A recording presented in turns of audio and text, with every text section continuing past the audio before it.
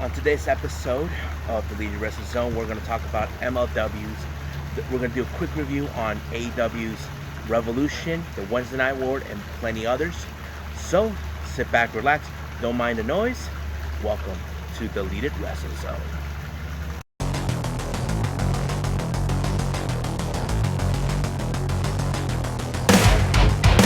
Are you ready? Get up, get up! Get up, get up! Get up, get up! Get up, get up! Get up, get up! Get up, get up! How's everybody doing today? This is J-Rod here for the Leading Wrestling Zone. In case you guys are wondering what's the noise in the background, you see there's a water fountain where I'm at. You see I'm attending the San Diego Comic Fest. This is something that I go to every year now. It's nothing compared to the San Diego Comic Con that comes every year. This is more of a smaller venue where it's more like the old school TV shows, old school movies, old school comics, all of that. If you're a fan of the X-Men animated show from the 90s, same thing with the Spider-Man, this is the place you should come. It's really nice to enjoy. So that's enough of me talking about that, because this is my only shot I have, because tomorrow it's a big day, which is a Saturday. So let's start with the first segment on this one.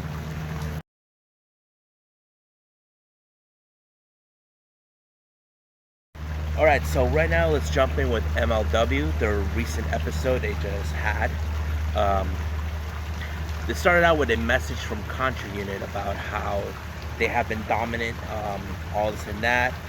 Of course, they are still trying to intimidate Shima, we all know he's coming for the title, all this other stuff, but it's pretty great stuff. And then we had a little promo with the Dynasty. They are still continue to make this the Richard Holiday show. Basically, what was going on is that Richard Holiday is going to waste time, or should I say MLW's time, for this. And then all of a sudden, here comes Conan, a man that Dynasty have attacked because they were trying to make, Conan was trying to bring Gino into his tutelage, but he turned him down for the Dynasty. And the more Dynasty were trying to bring the numbers game, here comes Vance Warner, Savio Vega, and Logan Creed, formerly known as Grogan. And from then on, it became a six-man tag team match between Dynasty, Warner, Vega, and Creed. Now, keep in mind, Richard Holiday stole the Caribbean Championship, and he thinks he won it. But in reality, he doesn't have, the rights to it, because the match wasn't sanctioned. He had a match with Savio, but it was never for the title. But of course, he goes, "Yeah, I'm gonna take care of it between my father/father." But the match was alright, and then of course, as always, Dynasty won the victory, but Conan decided to give Gino Medina a slapjack. Yeah, the one with the ball inside of a sock or whatever, and he just whacks him down. And of course, Vance Warner, we all know him. He has a case full of light beer, and everybody was drinking. Warner, Savio, Logan Creed, and Conan. It was a big celebration. But the more they was celebrating, here comes Injustice. They feel that Conan doesn't have what it takes, that none of the wrestlers in Mexico can beat them. But of course, that's always been the case for Conan, for these guys. So, but all of a sudden, here comes Brian Pillman Jr. to make the save for Conan. And of course, Brian Pillman still has an axe to grind with Injustice, because they nearly cost him the opportunity to win the Opera Cup tournament. If you all haven't forgotten, Injustice felt they were disrespected for not participating in the Opera Cup. And they also said mean things about Stu Hart, about him being a dead guy and all this other stuff. But word that's been getting out that Brian Pillman is now dropping the weight class. He's trying to lose weight to reach the 205 level, because he wants to get his hands on Myron Reed, who is the current MLW World Middleweight Champion. So basically, he's working out, but Perlman remained on commentary, where the Injustice members Jordan Oliver and Kota Brazil, along with that Creed Myron, were facing against Laredo Kid and Senshi. It was a good match, great high flying from both Laredo Kid and Senshi, but obviously it wasn't enough for Laredo Kid and Senshi. But what happened is Injustice took the eye off the ball, excuse me, and they actually turned their attention to Brian Pillman. But while that happened, Laredo Kid took out Brazil, took out Oliver, but he decided to show Myron Reed that he's coming for the title. So what he did is he pinned him, and of course it was 1, 2, 3. Should give him like a quick preview that he is coming for his title. And I'm assuming that there will be a title match between Myron Reed and Laredo Kid, since we now know that MLW are now in a relationship with AAA. This was all in the post-match, all this stuff. Now, they had an interview with the Team Filthy, and they were being called out for being disrespectful to the Texans, all this and that, saying they're a bunch of filthy scumbags or whatever, that type of thing. But of course, there was that, later after that, Contra Unit and Los Parks is like, still the war is still going around, but the real question I've wondered about is LA Park going to have Selena De La Renta? We haven't seen her since she tried to have signed Gino Medina, but it didn't work out as she wanted it. I don't know if she's going to leave MLW or whatever. I still don't know yet. Of course, it's still throwing the whole Killer Cross promo, but even though we all know now he's signed with WWE, so I don't know what to make of it. And then Injustice has a message from Brian Pillman, where, of course, they're calling him fat, that he needs to worry about losing weight. Brian Pillman can worry about losing weight whenever he wants. I think he's trying to get into their heads. That's something that Jordan Oliver, Brazil, or Reed don't have. He's getting into your heads. That's what he's doing. And then Jimmy Havoc has a message to anybody that he wants. It's still unclear who his next fight going to be with, but it's going to be great. Trust me. And of course, as you all know, recently, King Mo has been getting in the face of Low Key, and I don't know if there's going to be a match, but it would be great. But King Mo is not a fan of Low Key. He doesn't care about a single inch about him, but we'll see how that goes. Then we go to the main event, where we had a lumberjack match between Contra Unit Joseph Samael and Simon Gotch versus Los Parks, Hijo de LA Park and LA Park. That was a brutal match in that one. There was a moment that Joseph Samael brought a spike and clobbered Hijo right there, and then of course Hijo clobbered Joseph Samael. It was great how it turned out. But of course, the victory goes to Los Parks, and I feel that these guys are finally going to get the recognition they deserve more. Don't know if their feud with Contra Unit is still going to continue, but I'm going to stick close to the story, how they're going to go with it. So I think that's it what I got for the MLW, but I'll be right back for more, and don't mind the noise in the background.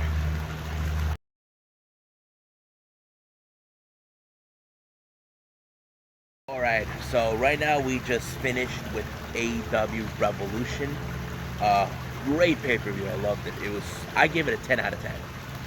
Great pay-per-view to start out 2020. I hope there will be something like this. But let's start with the buy-in. I know people don't give a crap about it, but I do. As you know, there's been a lot of the back and forth fights between both SU and Dark Order. Of course, they're getting into SU's head, saying that Christopher Daniels may join the Dark Order, but so basically what happened is, in backstage, Frankie Kazarian and Scorpio Sky told Daniels to stay behind. They didn't want him there, and they kind of trying to think that maybe he is part. There were moments like that in Being the Elite. So, it was a good match, but The only members of Dark Order that were facing SCU, Sky and Zarian, was Evil Uno and Stu Grayson. Some great match. It was good. I liked it. But let's talk about who won this one real quick, and then the post match. Dark Order took the victory on this one. But post match, Dark Order were trying to give out a beatdown to SCU. But all of a sudden, we hear boom, boom, Colt Cabana, boom, boom. It's Colt Cabana. So, if you all know, Revolution took place in Chicago, and we know one person is native Chicago, and that is Boom Boom Colt Cabana. Now, it was still unclear at the time if he was All Elite Wrestling, because we've seen the commentary, but I'll get to that in a bit. Colt came out to make the save, but of course the numbers game, and then here someone plays Dark Order's music, but we see a hooded figure. We all assumed it was the Exalted One, and turns out it was Daniels who was fooling Dark Order, and it proved that he was all SCU. So he is not the Exalted One or anything. So that's what happened.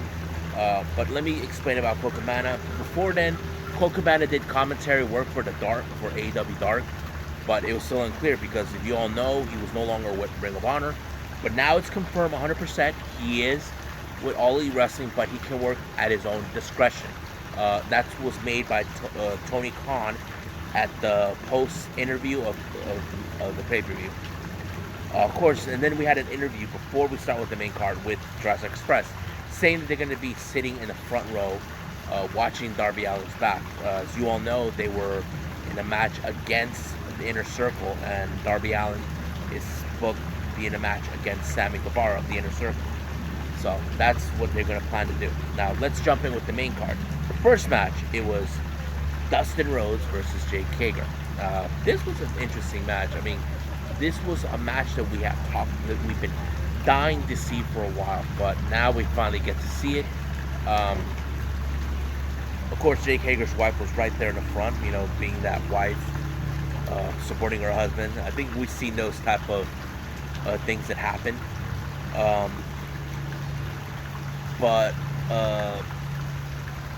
I wasn't sure how this was going to go, because I don't know when was the last time we saw Hager in a match, because throughout the entire time of AEW, since he first made his debut on Dynamite, on the first episode, we haven't seen him wrestle, but now he's wrestling.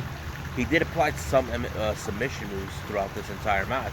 I thought it was pretty good, but yeah, Hager took the victory on this one. And post-match, Dustin felt disappointed that he didn't put all his best, but right now he has other things to focus, which is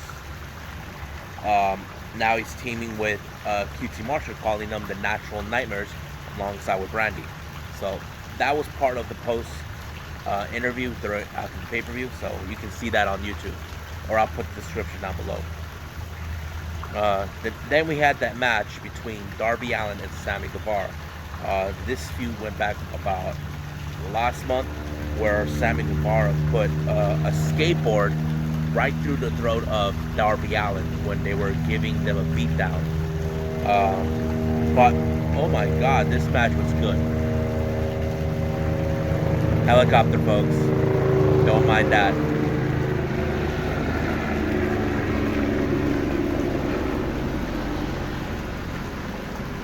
So anyways, Darby out. There was a moment in the match where Guevara did a 630 senton on Darby Allin through the table. That was a crazy move. I did not expect that. I mean, I think this is where we're seeing the very best what AEW can do as giving a good content, good product. I think that match kind of put it on it. But post-match, well, let's skip it to winner. Darby Allin won when he hit the coffin drop. It was amazing. But post-match, Allin was not done yet with Guevara. He wanted to hurt him some more. But as always, Hager made the save, and that was the end of it. And then let's jump in with the championship match of the AEW World Tag Team. It was the Young Bucks versus Hangman Page and Kenny Omega. Now, this was an interesting match because as fans, we all knew that the Bucks should have been already tag team champions. But right now it's Kenny Omega and Hangman. Now I didn't know what to expect, but man, it was a great tag team match. I loved it.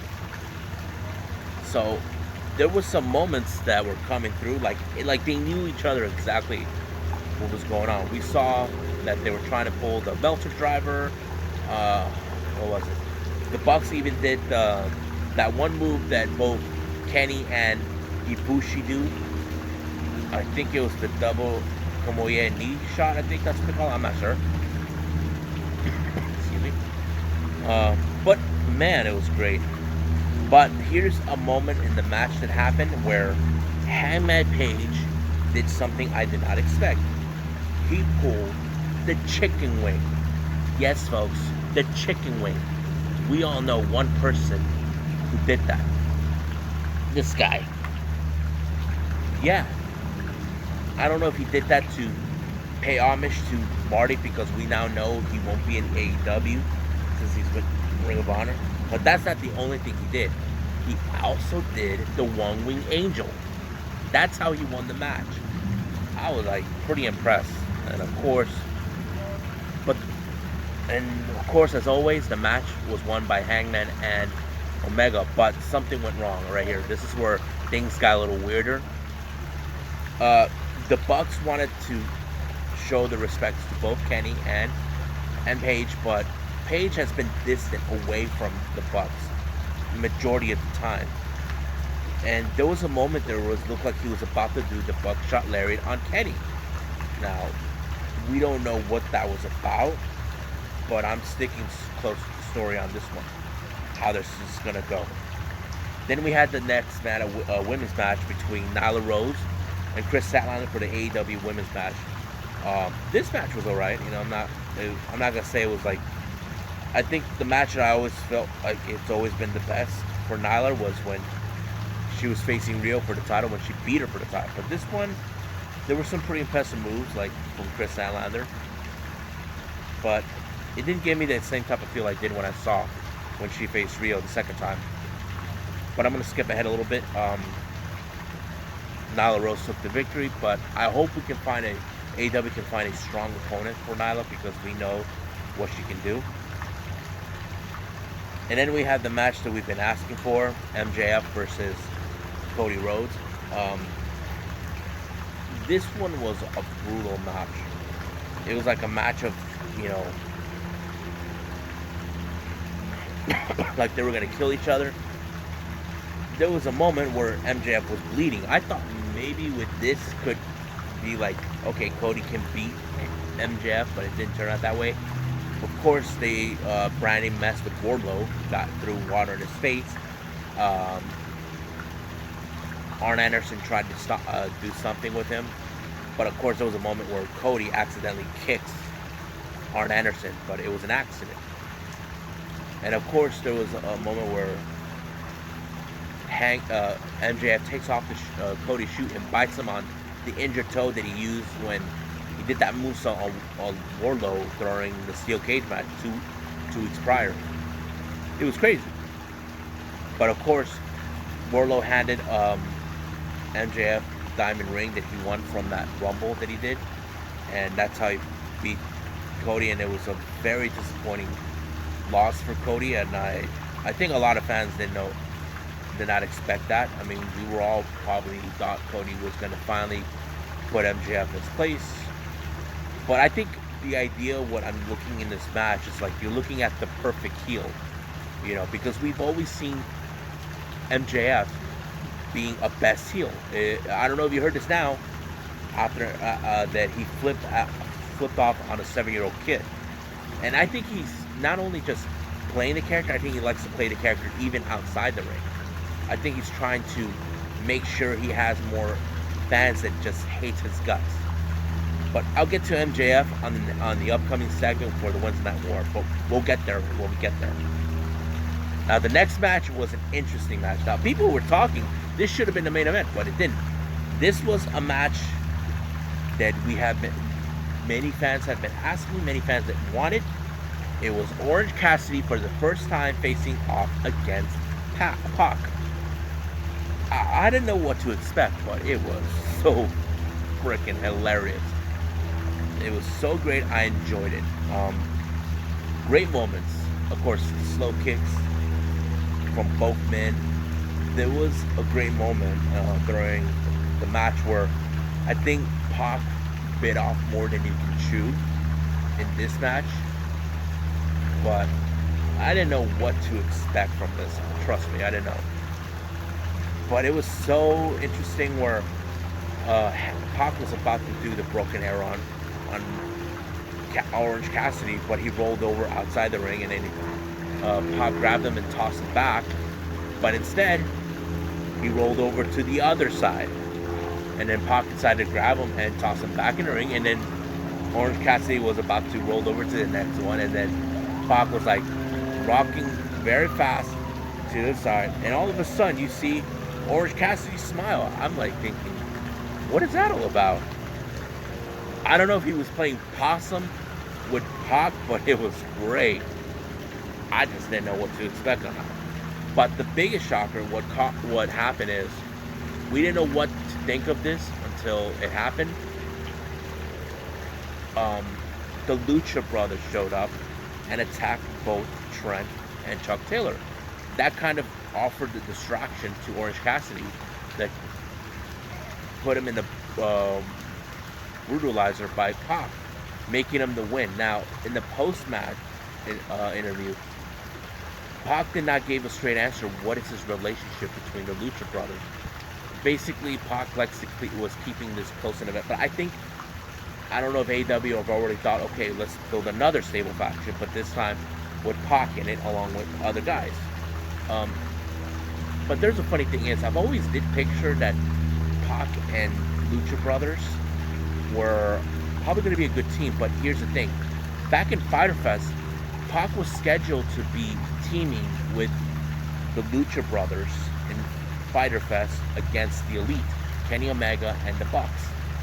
But Pac dropped out of it because there was certain disagreements between both he and AEW, but that became on track. I think they would have thought that they would be a perfect faction together, but we just gotta wait and see. But I'll talk about that in the Wednesday night segment when we get there. Then we jump in with the main event: Jon Moxley versus Chris Jericho for the AEW World Title. This was a match that kind of we were expecting. Now, if you guys know Jon Moxley for a long time, you guys would have known he should have been champion long time ago when he was known as Dean Ambrose in WWE. Vince McMahon screwed that one up. But that match kind of put him on the map even more. So there were great moments where you see Santana Ortiz or Trump wanted to interfere, but it didn't happen that much. It was so crazy. And then all of a sudden, here comes Hagar trying to ensure that Jericho remains champion. But there was a moment where he punched Moxley, and Aubrey kind of saw it, and she does this, you're out of here. And of course, Pac, Ortiz, and Santana, Hagar, Santana, and Ortiz were being thrown out from ringside because of their interference. But while that was happening, there was a moment where Chris Jericho kind of winked or something, and I think that was the signal for Guevara to whack Moxley with the title. And Jericho thought that would be it of it. But continuing on to the match, Jericho blindsided Moxley with blinding him with the other eye while he still has the pass. And then later, Jericho was ready to give him the Judas effect. He ducked down and he took him out. And that's when he takes off the eye patch. Basically, Moxley was playing possum the entire time. It was so great. So everything that the Inner Circle did, try to take him out, failed. It didn't work. Even the Mercenary didn't work. Nothing. So, and because of that, Moxley became our brand new AEW World Champion. So, that's how I love how the whole thing went. Moxley is a fighting champion. I'm very happy that he won. I know many fans at home who watched it are happy. But before I end this thing with AEW, they just announced a show being titled Bloods and Guts. It's going to take place on March 25. From what I'm reporting, this is something that was kind of a creation from Dusty Rhodes, Cody's father. Um, Not much information has been told, but that's from what I'm hearing. But they said that a lot of people may not be happy, but we'll just see how it goes. Because the thing is, sometimes they bring something old, but you can add a little bit of a new. But yeah, I'll explain more on the Wednesday night segment because they talk about this. So we'll be right back for more on the Elite Wrestling Zone.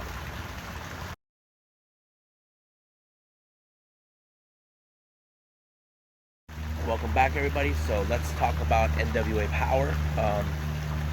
Let's start what happened a week ago. As we all know, the biggest shocker happened. It was right after Melina counted herself outside of the ring when she was facing Thunder Rosa for the title. But all of a sudden, we all saw Allison Kay chase her down, try to take her out because she has a bone to pick with her for costing her friendship with Marty Bell. But the biggest shocker was Camille spearing Allison Kay. Now, we don't know what was that all about, but I can only speculate that now we're seeing Camille try to prove her dominance in the women's division in the NWA, but that is yet to be determined or show exactly what's going to happen. Now, the first match they started out was part of the Lucky 7 match. Zicky Dice for a long time, ever since we have seen that the television title's been revived in the NWA, Zicky Dice always claimed that title is meant for him, that Ricky Stark didn't deserve it. But we all know Ricky has been a fighting champion. He doesn't back down from any fight. But Zicky Dice felt that title should have been his. And he was finally going to get another shot at Ricky Stark to obtain the title. There were some great moments on this. Great moments with Ricky Stark throwing some counter moves against Zicky, but somehow Zicky Dice outsmarted Ricky Stark and won the match, becoming the new NWA television champion. Now, as much as he was celebrating, he goes to try to do a post-match interview. As much as he was happy and willing to celebrate, here comes Tom Latimer, who still has a bone to pick with Joe Galli. What happened is Galli has been trying to find out, does Camille speak? He wanted answers. And of course, Tom Latimer is like trying to tell him to shut up, mind your own business. But come on, we haven't heard about Camille speaking ever since we saw her, ever since she became the insurance policy for Nick Aldis. So we still don't know about that. So we might get that chance sooner than we think. I'm trying to remember, was it next week we're going to have it, but we'll see when we get there. Then we see the press conference for the Proctor Cup for the NWA World Title match is going to take place at the Proctor Cup at the, I forgot what's the name of the place, but yeah, you see Marty Scurll and Nick Aldis giving their statements about what's going to happen. Marty wants to be champion. Nick Aldis will retain the title. But yeah, that's how it's going to go. Then we see a recap of what happened to Trevor Murdoch. If you all recall, Trevor Murdoch always claimed that Aaron Stevens is a chicken, that he's not a founding champion. He even left question mark high and dry when he was getting taken out. And he even beat him, not only once, but twice. One in hard times, one a week before that. And of course, we saw that Aaron Stevens took him out, thinking that no one would take the title. Now we jump into an interview with Aaron Stevens and a question mark. Aaron Stevens wants to obtain all the titles, but not defend them. Now, weeks ago, he's trying to have Eli Drake and James Storm put the titles on the line for them, but Eli Drake and James Storm refuse because, well, James Storm calls Aaron Stevens that he looks like a like the cow from Chick-fil-A. Moo. But yeah, but he needed advice from the most experienced tag team in the world, or should I say, the very legends that made tag team what it is then and still is today, the Rock and Roll Express. Now, we don't know what the Rock and Roll Express are trying to do, but I can picture that they see them like, you must be joking. You see, Aaron Stevens and wants him and question mark to win against the Rock and Roll Express to make themselves look good. But of course, the Rock and Roll Express are not buying that but I have a feeling they have something up their sleeves, because we do know that the Rock and Roll Express are entered in the Crockett Cup. So, but Aaron Stevens and the question mark are trying to obtain the titles as fast as possible, but I don't think that's going to be easy right now, because there are others that want those titles on the line. We have Royce Isaacs, we have Tom Latimer of the Strictly Business, but I'm trying to see who else. Then we have a match called the Last Chance match. Now, this is the tag team match. Whoever wins this match will have their contracts extended more. And this one was between the Dawsons versus Caleb Conley and C.W. Anderson. Now, this is like one of those matches where you want it more. You have to win it in order to stay in the NWA. And personally, I saw how Caleb and CW were really determined to win this, as the Dawsons are like proving their dominance as they have always been. But sadly, Conley and Anderson won, and that means Dawsons, na na na na, na na na na, hey, goodbye. So, bye bye Dawsons. We won't see you guys ever again. Then we see an interview with Mae Valentine and Sal Rinauro. Now, we have seen that Sal Rinauro has been hanging with Mae, and they're becoming good friends, best friends actually. But one person is not happy with it, and that person is Royce Isaacs.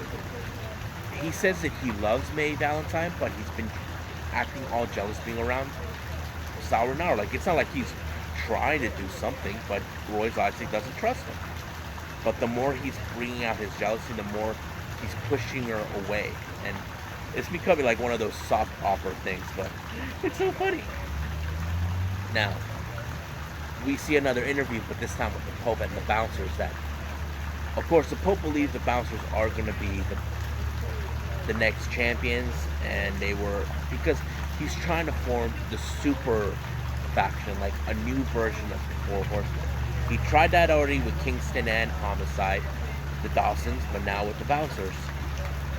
So they were booked in a match against Eli Drake and James Storm for the titles. But here comes Eddie Kingston. Now, Kingston still has a bone to pick with the Pope for what happened last time. Apparently, somehow he paid the Bouncers to take his side, but he paid him with beer. Yeah, that's what happened. But luckily, Drake and Storm were able to retain the titles. But Pope, go back to the drawing board. There's still more to come. What's going to happen next week for NWA Power, but we'll see when we get there. So we'll follow more. We'll continue on with the show.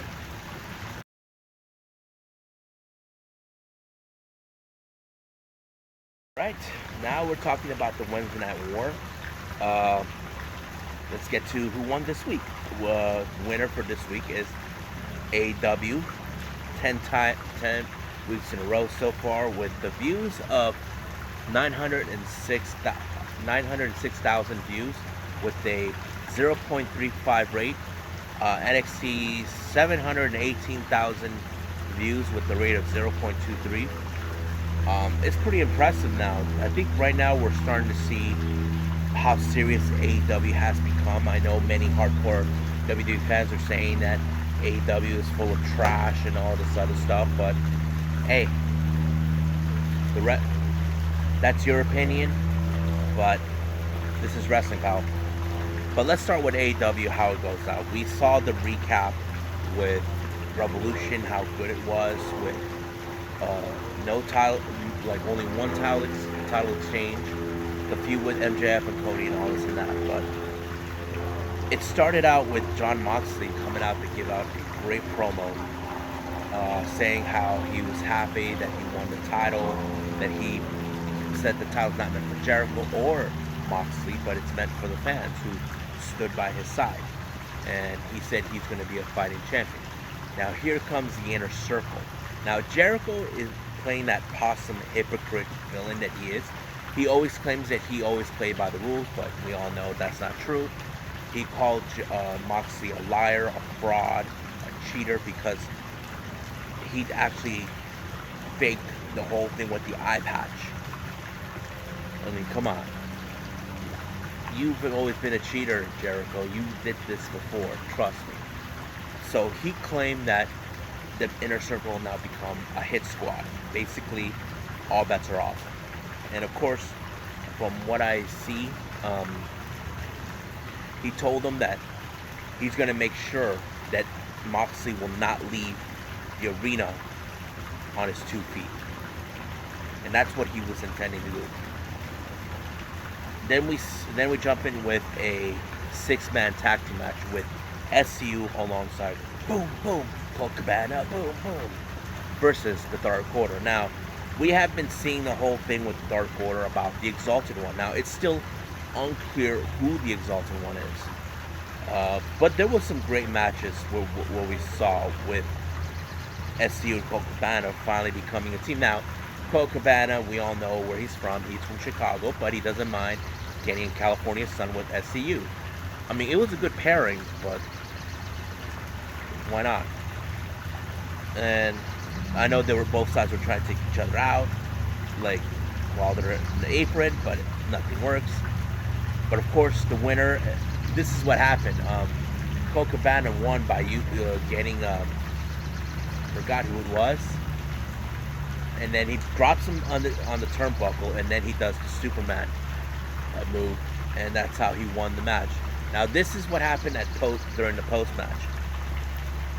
Stu Grayson saying this is not how Evil Uno say this is not what's supposed to happen. The Exalted One is not going to be happy. Heads are going to roll when he gets here. So it's now confirmed that it's a he. It's going to be a man who's in charge of the Exalted One. But we're yet to see who he is. We still don't know who's in charge, who's pulling the strings, who is the master of the Dark Order. So we just gotta wait and see for this one.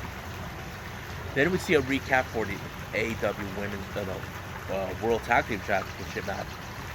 We all know that was a good one. That was one of the best ones. But frankly, it wasn't like that. They didn't book any tag team match like that throughout the entire match. But we did get a women's match between Big Swole versus Leva Bates alongside Peter Avalon. I'm going to skip ahead on this one. Big Swole won. It was good. But I do see Big Swole raising ranks. We could potentially see her be the next challenger against Nyla Rose for the title. But right now I think number one is Hikaru Shida. But we'll just wait and see where we go. And then we see that another recap of Revolution with Cody and MJF. We all know how that results. But Cody comes out in the promo. He wanted to have MJF come out and tell him that he beat him. He wanted to hear that come out of his mouth. But the biggest shocker was Hall of Famer Jake the Snake Roberts showed up. We don't know what was that all about, but it was surprising to see him. Now, we don't know yet if he is now working with AEW, but he said he's not. But he did state he has a new client that wants to challenge him or whatever the case is. Now, I'm going to stop right here for a little bit. Hearing this, there's now been speculations. Who could this client be? And there's only two people, in my honest opinion, and I know some of you may agree with me or not, that it either could be Brody Lee, formerly known as Luke Harper, or Lance Archer. Now, I don't know. It could be one of those two. But we just gotta wait to see. We are known that they are both signed with AEW, but we still don't know when they're set to debut. I think they're trying to build them up or trying to find a way to incorporate them. So still unclear on that. So we just gotta wait and see where we're gonna go from that. Then the next thing we see another recap with from Revolution between Pac and Orange Cassidy. Now we all know what happened there. And then Pac was booked to face Chuck Taylor in a match. It was more like, it was good. Chuck Taylor looked like he was doing everything great, but it was too much to even handle, not even for Pac. But sadly, Pac actually won this match. Now this is what happened afterwards. Trent tried to get into his face, but apparently Orange still has a bone to pick with Pac. But out of nowhere, here comes the Lucha Brothers, and they super kick Orange Cassidy. And then they try to take out the Best Friends too. We didn't know what was this all about until Pac announced themselves as a new faction calling themselves Death Triangle, or in Spanish, what Pentagon and Phoenix say, Triángulo de la Muerte. So basically, we now see another stable faction. Now, I did instigate about this on the segment with AEW that during Revolution, that this could be, that there's a possibility it could be a stable faction, because we all know the history. But I will discuss this on the podcast when we get the next time I do this. Then we have a match between Jake Hagar and QT Marshall. I'm going to skip ahead on this one. We had Jake Hagar win this match by submission, and that's the one. But later they were beating down Dustin Rhodes and all this and that. Here comes Cody to come to help out his brother and QT, because he is head of the Nightmare family. And all of a sudden the numbers are still gained. Here comes Matt Jackson trying to make the save, and then so did Hannah Page.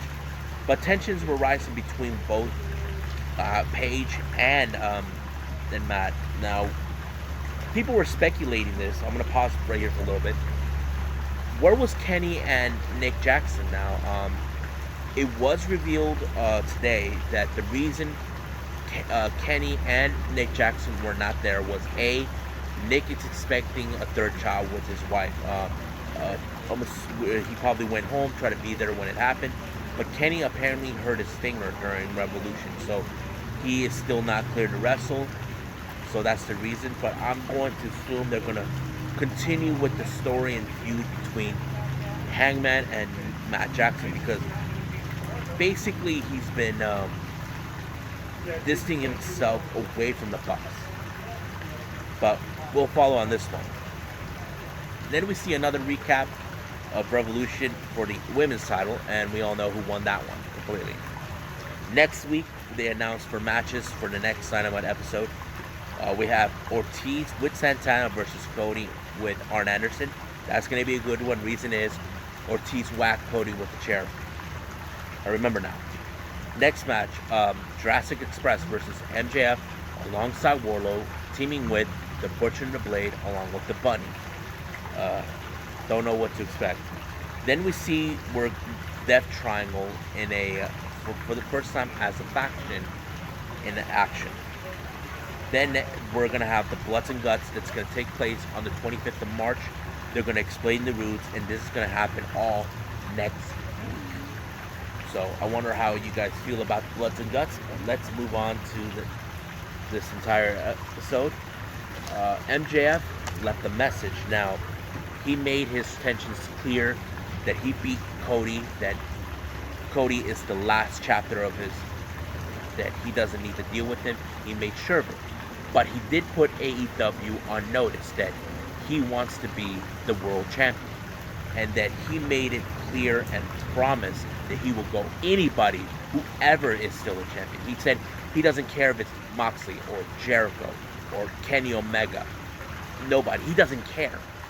He wants the title. And he also said he is promising that he will remain undefeated. So far, he is undefeated. No one has beaten him yet. And then we go to the main event that was supposed to be Chris Jericho and Sammy Guevara against Darby Allin and Jon Moxley. Now, as soon as all three men, Jericho, Guevara, and Allin and Darby are already in the ring, Moxley comes out of the crowd, but he gets attacked by three masked men. And it turned out to be Hagar, Santana, and Ortiz trying to take him out because Jericho made it perfectly clear. He will make sure that Moxley will not leave the arena on his 2 feet. And the match became a handicap match with Darby Allin against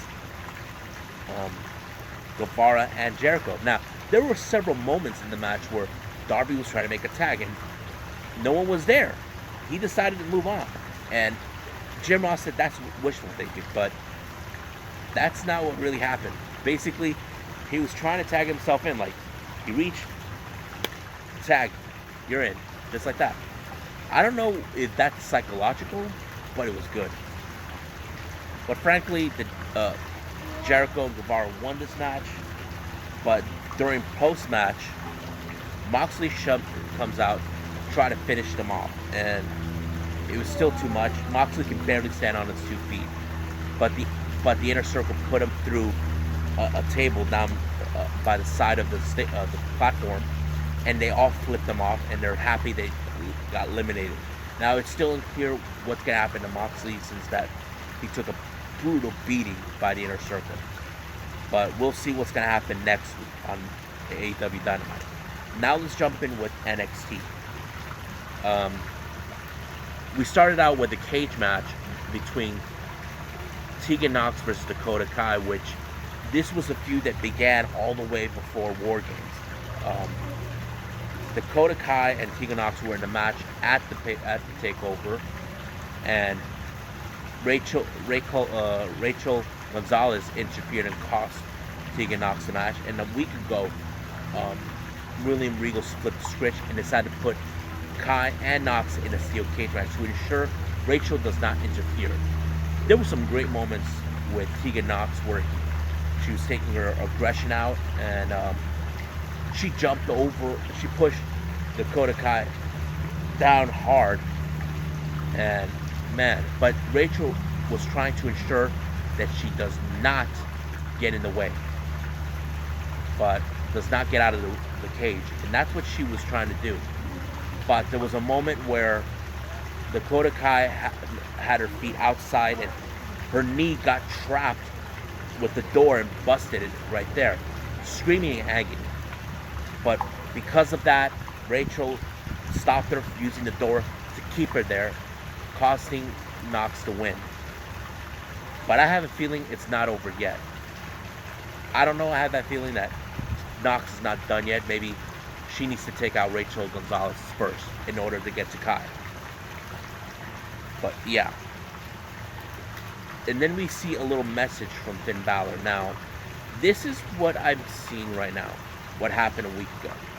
We had members of the Imperium coming out to give a regard to Balor from Walter, because we all know what Walter is capable of. He is trying to prove his dominance, and that's what he's always been doing the entire time. But this time Finn Balor's saying that Walter forced his hand. I don't know what that means, but there are speculations from fans that think that somehow Balor will form a Bullet Club faction. Now, we don't know if that's the case or not. People have been speculating. I know WWE has been trying to form a somewhat version of the Bullet Club, but they can't do it. I've always said this like countless times. Even Nico and I agree with it. You cannot duplicate or replicate the magic that was the Bullet Club. That's what I see, and I don't know what they're gonna do, but we'll see where that goes from there.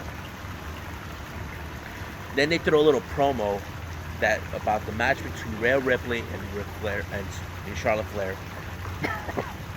But we'll get to that when we get to WrestleMania. Then we had a match between a number one contenders match for a ladder match for the number one contendership for the women's title. In the ladder match, it was Chelsea Green versus Shotzi Blackheart. Um, I'm just gonna skip ahead on this one. Chelsea Green won, you know, but Robert Stone claims that Chelsea Green will be the face of the NXT. But we'll see when we get there, because we still, from what I'm understanding, there's still 5 more spots available. So we still don't know who will be involved. So I'm assuming that whoever's the number 1 contender will take place after WrestleMania, or take over Tampa, from what I understand. Then we see a promo with Keith Lee about everything that happened. We all know he wanted to face Dijakovic, to have that whole thing fight forever. That's what has happened. But here comes Cameron Grimes, who claims that enough of this, enough of Dijakovic. He had his chance. It's my turn, my chance to be for that title. But Keith Lee made a promise he will whoop his ass next week. So next week we got Keith Lee versus Cameron Grimes. Then we had a interesting tag team match with the Undisputed Era, Bobby Fish and Kyle O'Reilly versus Oni Lorca and Danny Burch. Great match. I loved it. I enjoyed every moment of this match, how it was going, back and forth, kicks, tag in, counters, all that. But of course, I'm going to skip a little bit on this one. Undisputed Era won, but they made it clear that they will regain back what is theirs, which is the tag team championships. And here comes the Brosers. They don't mind taking them out on again. You know, they're up for anything, including the fan base. But one particular tag team does not agree with it. They're sick and tired of Undisputed Era, and that is the Grizzled Young Veterans. Now, the Grizzled Young Veterans put the NXT tag team division on notice that they're coming for the titles. They don't want the Undisputed Era. They want them gone. They feel like you had your chances. It's time for us to do it. We're going to prove our dominance. So basically, we got the British are coming. Ironic. Then we have a match between Isaiah Swerve Scott versus Austin Theory. Now, what happened is Swerve Scott does not think that Austin Theory is the it factor or all that. I mean, he had some great matches, but some of them were not successful. And of course, he wanted to prove him wrong. But sadly, it didn't happen that way, so Austin Theory won. So I'm skipping on this one ahead. So I get to the point. And then we see Johnny Gargano on an interview now. This has become hectic on this one. I forgot the commentator's name, the one who keeps saying Mamma Mia. He wanted to know why the Gargano decided to stab Tommaso Ciampa in the back. He wouldn't give a straight answer.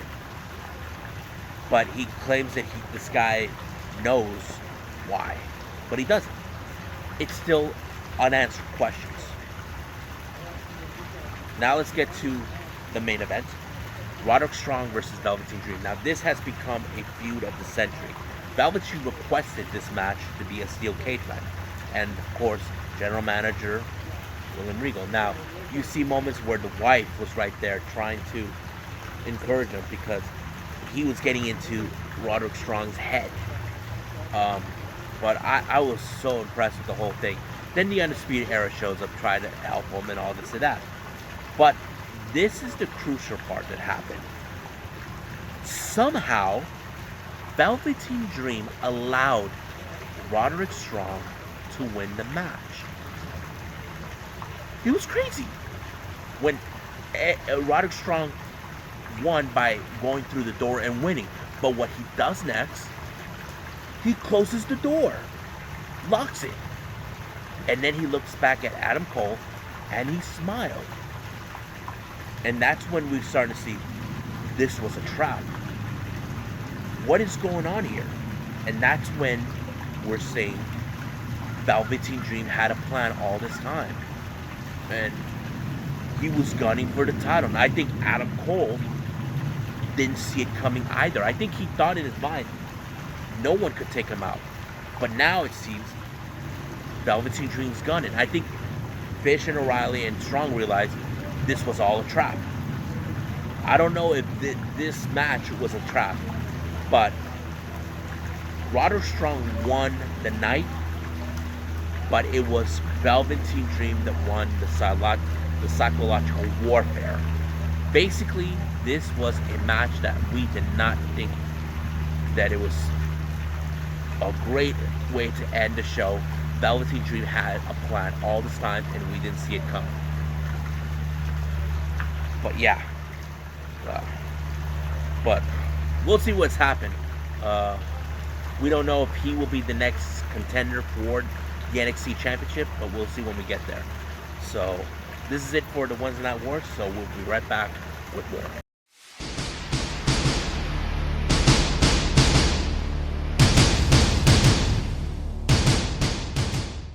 Alright, ladies and gentlemen, the last thing I want to talk about is give you guys the news updates here. As you all know, WrestleMania week is almost here. I'm going to give you guys a rundown of some of the matches that are, or events that's taking place. Some are from GCW, Game Changer Wrestling, and the others are from WrestleCon. Now, for GCW, we have Warhausen's WrestleMania that's going to take place on Saturday, April 4th at 11:59 p.m., which is like close to midnight. And we also got the Josh Barnett's Bloodsport that's taking place Thursday, April 2nd, around 8 p.m. Here are the matches that have been announced. We have Josh Barnett versus Jon Moxley, Minoru Suzuki versus Chris Dickinson, Killer Kelly versus Allison Kay. So these are confirmed matches that are going to take place at Josh Barnett's Bloodsport on April 2nd. Then we have Joey Janela's Spring Break. It's going to take place on Friday, April 3rd, but it's going to be on around 5 o'clock, but they just announced today. Here comes the Walmart dudes. The guys, if you guys seen the videos recently, guys are wrestling at Walmart. Yeah, those guys are going to be there. I don't know what to make of it, but we'll go from there. Then we got some WrestleCon announcement. They just announced for the Mark Hitchcock Memorial Super Show that's going to take place on April 2nd around 8 p.m. a match between Low Ki and Zack Sabre Jr. Now, this is one of those matches I'm excited for. I think this is one match I definitely got to see, but we'll see when we get there. Now, we even got, this was announced today for the Bullet Club Beach Party that has no relations with Game Changer or anything. They just announced another participant who's going to be there, and that is our new ROH World Champion, Roosh. So, Roosh is going to be there, so I'm excited. Now, before I end it, now, how you probably would ask me, how can we watch some of the matches that's going to take place for Game Changer Wrestling and WrestleCon? Now, Fight TV has already put it out on their app. If you're planning to watch the entire bundle of GCW, the collective bundle, that's going to cost about $139.99. That's like $140. If you're planning to watch it. Me, I have no interest in watching all of them. The only ones I am interested to watch is the Joey Janela Spring Break and Josh Barnett. Those two alone cost like almost $20 each. That's what I would choose. But if you're planning to do that, go ahead. And as for WrestleCon, they do have that too. They got a bundle that's like $80. The only bundles I'm mostly interested is the TNA Reunion, the Tokyo Yoshi Pro Wrestling, and the Mark Hitchcock's Memorial Super Show. So I'm excited for those. But if you're planning to get the bundles, better do it now, because I don't know how long this deal is going to last, because there will be a moment where it's done. But we'll see when we get there. I'm trying to see if I can pay for one of them and pay the other later, or pay two of them sooner. We'll see, but we'll be there when we get there. So on behalf of the Leader Wrestling Zone, I'm J-Rod. Sorry Nico's not here today, but he'll be back. I don't know when, but I'll be happy to have him back here. So I must bid all of you adieu. So goodbye, and have a nice day. Bang.